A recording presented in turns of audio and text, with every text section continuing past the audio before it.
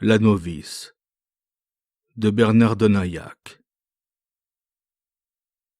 Deux religieuses se dirigeaient vers l'Italie. Elles avaient pris le train à Marseille. Elles arriveraient le soir même à la maison mère, le couvent de Santa Cecilia, près de Gênes. Elles étaient fines toutes deux, avec des airs impossibles, abritées par des voiles à plis noirs. L'une avait pour l'autre des yeux de grande sœur. La plus jeune regardait curieusement le paysage, cette nappe bleue qui s'étend près de Boulouris, avec le divin carcan de ses roches rouges. Inlassablement, le train s'enfuyait dans la lumière, côtoyant la base de ces monts de Provence, doigts noueux vers la Méditerranée. Les eucalyptus dressaient la maigreur de leurs grands corps nus, à peine couverts de haillons d'écorce, tandis que les agaves tentaculaires s'accrochaient on ne sait comment, dans les coins les plus arides, le long des talus même de la voie. Ce devait être la première fois qu'elle voyait cette végétation caractéristique du Midi, qui finit en luxuriante palmeraie le long de la mer, sur le rivage incurvé. Une petite gare avait passé. On approchait d'Aguet. La plus grande des deux jeunes femmes avait relevé la tête à son tour. Elle expliquait à la compagne et s'exaltait doucement devant cette nature. Chacun de ces mots semblait être un conseil, exprimé par ses lèvres de prière. Malgré qu'elle n'eût guère plus de 28 à 30 ans, ce devait être une supérieure, car l'autre religieuse lui répondait timidement « Oui, ma mère ».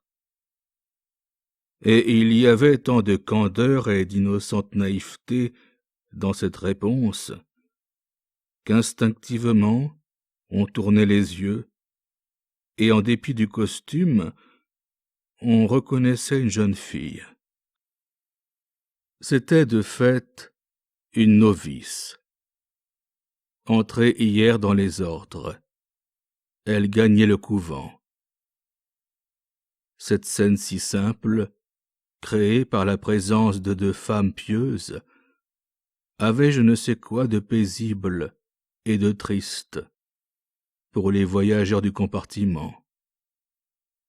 Peut-être était-ce à cause de la beauté de la novice et de sa jeunesse qu'on sentait devoir mourir, car elle était fine, mieux que ça, presque jolie. Sous les envolées sombres de son voile de la visitation, on devinait un profil pur et des joues fraîches, de grands yeux qui auraient connu bien des regards d'amour et qui ne fixeraient plus que l'autel.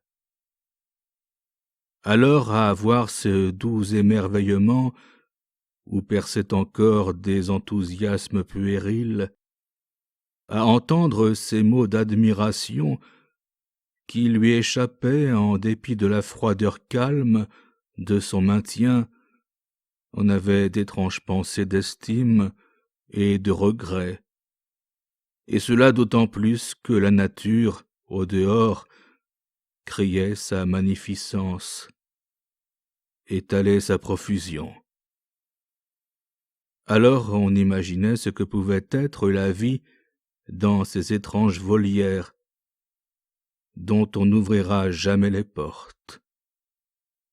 Les cloîtres, ensevelis loin du monde, d'où sont absents les ébats de ces tourterelles.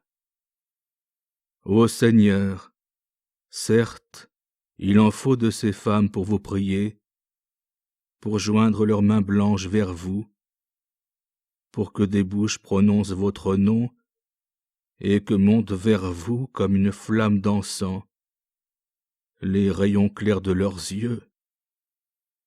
Mais n'est-il cruel d'avoir appelé tant de belles créatures qui eussent pu faire des mères de famille et des épouses attentives, que demain, tournant les micelles, auraient pu balancer des berceaux, que de voix pâles auraient pu retrouver de jolies notes pour les endormir, que de bras affectueux eussent fait des colliers de jours de fête. Eh bien non, la vocation dure, brutale, les accueille, et dès qu'elles ont revêtu la livrée de sacrifice, dès qu'elles ont passé la porte pieuse de vos parois, elles sont mortes pour tous, pour le monde, c'est-à-dire pour toute affection tendre, dévouée, même pure. Parents, amants, amis. Plus rien ne doit subsister que le culte de vos abnégations. Marthe de Chazal a été élevée dans le luxe d'une famille en vue et avec la gâterie d'une fille unique. Son père, un banquier, amassait pour elle. C'était d'elle que sa mère s'enorgueillissait, et elle était chargée par son caprice de faire la joie de la maison. Au Normandie Hôtel de Deauville, où il descendait chaque année durant l'été, les 2 mois de repos que laissait à M. de Chazal le gros mouvement des affaires. La jeune demoiselle faisait sensation par sa grâce et son élégance. Point évaporée, restée simple et bonne, on la proposait volontiers comme modèle aux poupées modernes qui se montrent sur la plage ou qui se galvaudent au casino. Elle avait su garder ce juste milieu de bon augure, avec une éducation retenue mais avertie, d'être naturelle sans laisser aller. Modérée dans la voie du plaisir et non éteinte, elle fréquentait les tennis avec jeunes filles et jeunes gens de son âge. Elle se mêlait à eux, camaradement. Elle s'associait à leur joie. Elle était plus gaie qu'une autre. Quelquefois, elle les retrouvait dans le monde, prenait plaisir à danser et devenait en fait la reine des cotillons. Seulement, elle n'était pas que futile. Le succès n'avait point absorbé toutes les forces d'âme, les impulsions natives et les frais sentiments, comme une sangsue aspire la vie même. Il y avait autre chose que le désir de plaire et de s'étourdir. Marthe était de celles dont on ne pense faire que sa femme. Parmi les habitués de la plage et des cours, il y avait nombre de garçons qui l'appréciaient, mais elle n'en encourageait aucun. Non qu'elle eût vraiment cette habileté du monde, qui consiste à savoir dissimuler ses sympathies, et dont certaines excellent, peut-être par excès de coquetterie, mais bien plutôt par un effet de timidité. Elle eût été en peine de se prononcer. Ses rapports avec les jeunes gens étaient toujours d'une extrême réserve, et chacun savait qu'elle n'était point flirt, tout en étant bonne fille. Un seul aurait pu mériter ses faveurs, et il l'ignorait. C'était Charles Gons, le fils d'un peintre qui avait eu le prix de Rome en son temps. Maintenant vieux, il promenait ses rhumatismes, des eaux de Vittel aux plages à la mode. Sans autre soutien que ce jeune homme, qui montrait du goût pour la palette, et qui lui rappelait une épouse adorée. Tous deux vivaient dans une modeste aisance, après une lutte qui les avait quelque peu meurtris. La jeune fille fut-elle impressionnée par les dispositions artistiques de Charles, ou par ses qualités de cœur à peine devinées? Peut-être à cause d'une similitude de pensée, d'aspiration, même de physique. Car, chose curieuse, Charles ressemblait à Marthe, comme il était le portrait de sa mère. De même taille, il avait un peu ce type blond pâle qui donnait à la jeune fille une douceur de pastel.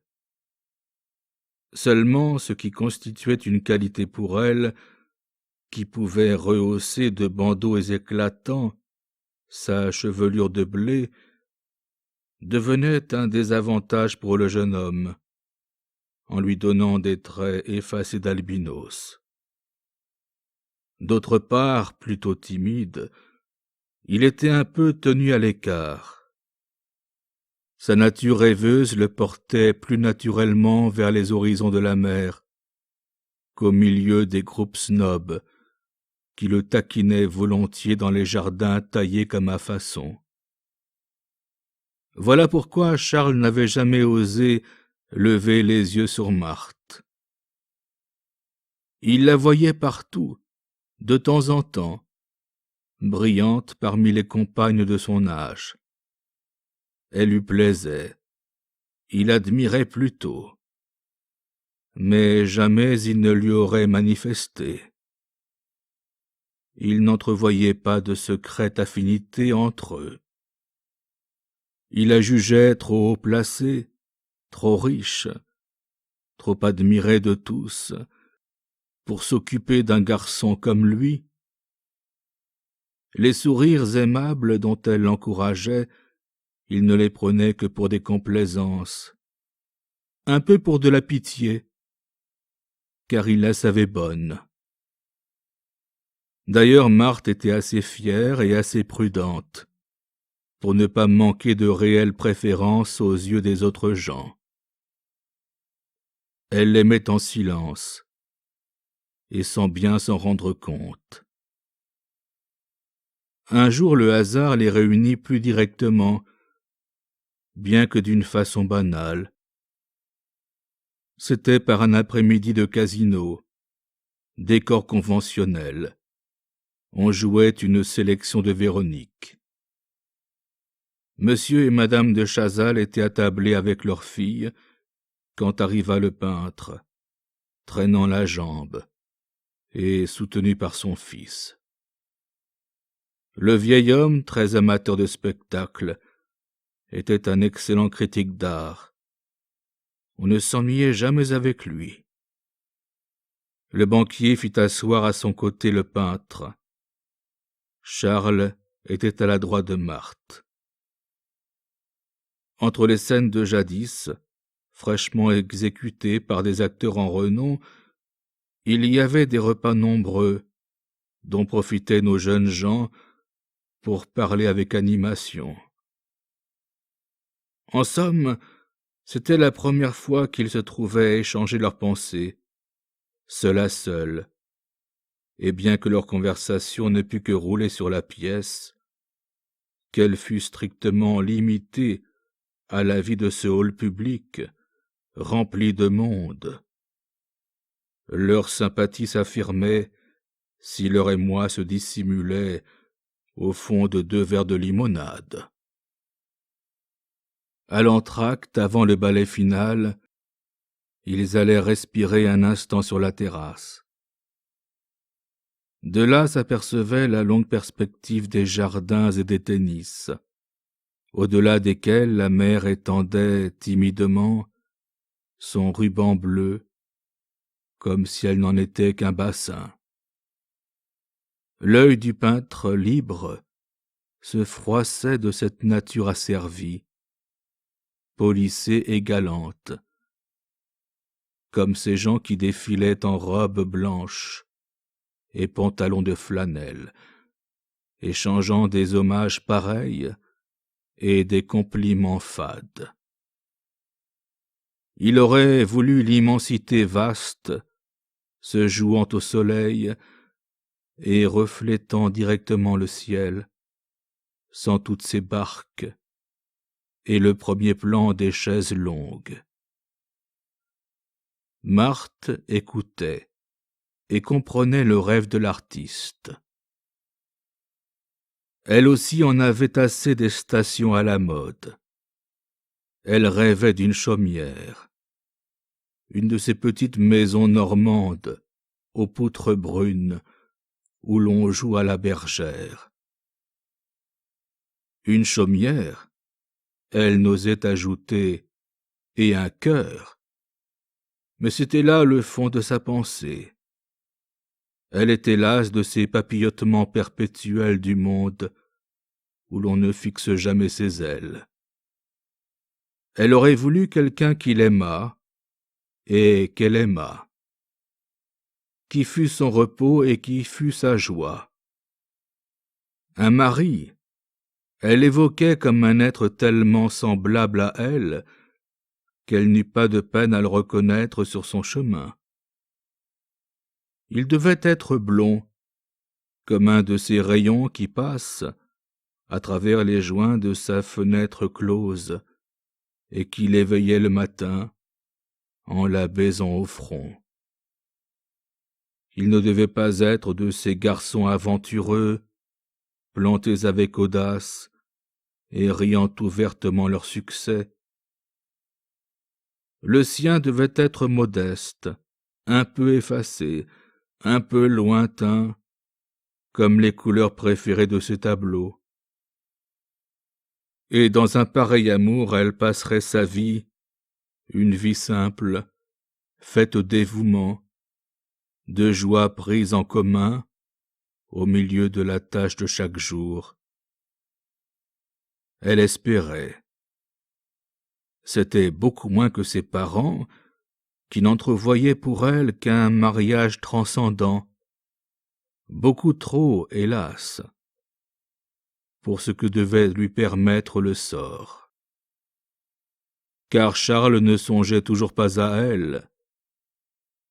Il semblait vraiment qu'à trouver cette jeune fille meilleure que son milieu, il prit peur, et s'avoua encore plus indigne.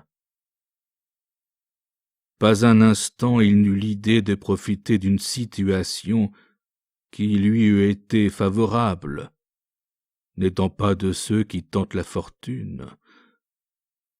Il eût pu être amoureux, il se referma, et se contenta de se considérer comme ami, ne laissant arriver à lui aucune effluve sentimentale, se raidissant volontairement contre le charme. Un être part ainsi en imposer à son cœur, quand il est plus cérébral que sensuel, et lorsqu'il n'est qu'à ses débuts, dans la période émotive. Marthe lui avait pris la main un moment, machinalement, en un geste qui pouvait paraître un simple appel à l'attention. Il s'était absorbé sur l'objet montré et avait retiré sa main. C'était fini. Le petit dieu malin était passé et préparait ses carquois pour un autre. Ils s'étaient revus plusieurs fois, mais toujours parmi des tiers. Charles fuyait la jeune fille, et celle-ci, gênée, n'osait trouver des moyens de le revoir. Et cela dura les vacances. Paris, cette colossale roue avec les rayons de ses rues, emporta dans son tour insensé les deux jeunes gens, qui ne se rencontrèrent plus qu'au hasard des bals, rejetés l'un vers l'autre, pour être séparés durant des mois. Marthe devenait incompréhensible pour ses parents, s'attristait, s'anémiait, et s'enfiévrait à l'approche d'une occasion qui pouvait le remettre en sa présence. Elle refusait les plus beaux partis, que s'ingéniaient à lui rabattre les siens. Personne ne comprenait son mal, et il semblait que celui-ci redoublât avec le temps et les apparitions, toujours plus rares, de celui qu'elle aimait. Charles, en effet, s'absorbait davantage dans sa peinture, suivant les cours des beaux-arts, et sortant de moins en moins dans le monde. Il préférait le soir étudier les grands maîtres et l'histoire d'Italie, qu'il avait quelque peu négligé dans son enfance. Le chagrin était peut-être la cause de ce redoublement d'activité. Peut-être avait-il oublié la jeune fille. Il n'était pas homme à tempérament. Chez lui, les passions plus douces que fortes n'avaient pas de soudaine réaction. Elles s'effaçaient doucement comme une ombre au fusain. La situation de fortune, devenue très précaire, l'engageait moins que jamais à y songer. Il ne devait plus essayer de vivre que de son seul travail, lui et son père impotent. Ainsi s'écoula toute une année, et de nouveau arrivèrent les grandes vacances. Madame de Chazal se dépêcha de ramener sa fille à Deauville, comptant que cette villégiature lui ferait du bien, et son mari vint les y rejoindre. Quant aux gonzes, ils n'avaient point assez d'argent et ne quittaient plus leur logis. Très vite Marthe s'ennuya. Incontestablement elle dépérissait. On consulta un médecin qui prescrivit un autre air que celui de la mer, de la distraction et des voyages. Il croyait à une anémie nerveuse. Cette pauvre fille fut trimballée d'un bout de la France à l'autre, surmenée simplement sans obtenir le moindre résultat. Marthe ne put y tenir, et finit par avouer à ses parents le mal qui la rongeait. Malgré la déconvenue que cette déclaration faisait subir à sa fierté, Madame de Chazal, sentant qu'il s'agissait vraiment du bonheur de sa fille, fit taire ses ambitions et chargea un tiers d'interroger le jeune homme pour être fixé sur ses sentiments. Un ami commun, ancienne connaissance de Deauville, se présenta au domicile de Charles, sous prétexte de peinture. Mais qu'il sut donc peu prendre le chemin qu'il fallait pour obtenir ses confidences. L'air frondeur, reprenant la taquinerie de jadis, il commença par tourner en dérision les habitudes du pauvre artiste, limité dans sa solitude. Puis, presque sans transition, il aborda le sujet important, parlant jeune fille comme on parle actrice, du sentiment comme une conquête, ou jeune fat habituée aux bonnes fortunes. Ce n'était pas le moyen de décharger ce cœur ulcéré et fier, froissé dans sa délicatesse. « Il paraît que tu en pinces pour la petite Marthe, c'est vrai ?» La réponse ne se fit pas attendre. Un simple haussement d'épaules qui pouvait paraître une dénégation. Alors il s'acharna, disant qu'il les avait vus ensemble se faire les yeux doux, qu'il ne fallait pas lui en raconter à lui qui s'y connaissait dans femme. Qui sait, peut-être qu'elle a le béguin. Alors Charles, offusqué, éleva la voix, disant qu'il ne pourrait jamais rien y avoir entre lui et elle, et qu'il n'avait jamais songé à une telle union. Intérieurement, il s'avouait en effet qu'il serait ridicule autant qu'inutile d'en faire l'aveu, et comme l'autre semblait douter, le regardant d'un air en dessous, debout, les deux mains dans les poches, au milieu de son atelier, son chagrin se crispa, s'exaspéra devant cette insistance, et il lança pour la première fois un mensonge. « Je ne l'aime pas !» Alors le jeune homme, content d'avoir une réponse quelconque, s'échappa à cet entretien qui devenait glacial et s'empressa d'en faire part à madame de Chazal. La mère ne fut pas plus réservée que ne l'avait été l'amie. Toute heureuse de voir ses craintes dissipées, de voir éviter la possibilité d'une union avec un pauvre diable, et sans se rendre bien compte qu'elle allait ouvrir une plaie béante dans une douleur muette, elle annonça sans ménagement, d'un air presque triomphant, la nouvelle à sa fille. « Tu vois bien qu'il ne t'aime pas !» Il semblait à l'aveugle femme lui avoir fait échapper un grand danger, et que cette simple affirmation suffirait à détacher ce souvenir du cœur de Marthe. Elle calculait sans l'amour qui, lorsqu'il n'a pas d'aliment, se ronge lui-même. Marthe reçut ce choc sans broncher. Elle eut même la force de sourire à sa mère, dont le visage étincelait cruellement. Mais il lui sembla soudain que quelque chose se brisait en elle, quelque chose comme la vie. Alors il lui parut décidément que tout était vidé autour d'elle, que tout l'abandonnait à la fois.